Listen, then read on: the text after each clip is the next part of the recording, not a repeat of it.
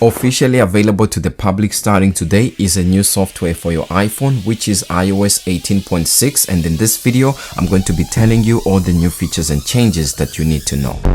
The update size on my device comes in at exactly 7.13 gigs, and I was updating from the previous iOS 18.5. Other updates released alongside this include macOS 15.6, watchOS 11.6, visionOS 2.6, tvOS 18.6, iOS and iPadOS 18.6 of course. To know if your iPhone is going to get this update, as long as you have the iPhone XR or newer, you'll be able to get iOS 18.6, so XR and newer get this new software update. With iOS 18.5, different users complained about heating issues with their iPhones, but after updating to iOS 18.6 and using it for a couple of hours, I can confirm that this update does not heat up and it feels smooth and solid. The release notes mentions that this update fixes an issue in photos that could prevent memory movies from being shared, so now you have the ability to share that. Previously, there were synchronization issues with iOS 18.5 in the Mail app where it wouldn't synchronize properly, but now after updating,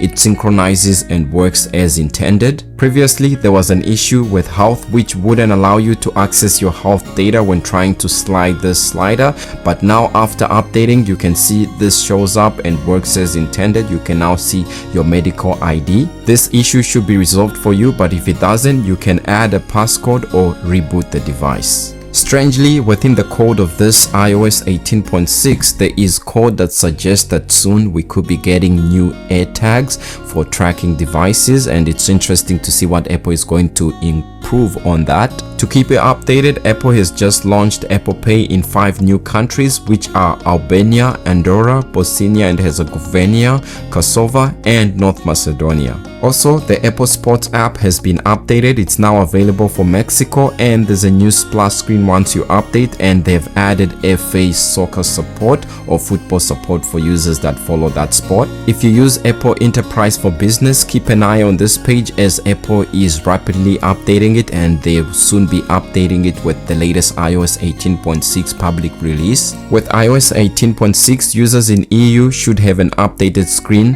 when installing third-party applications and app stores, and here's what it should look like.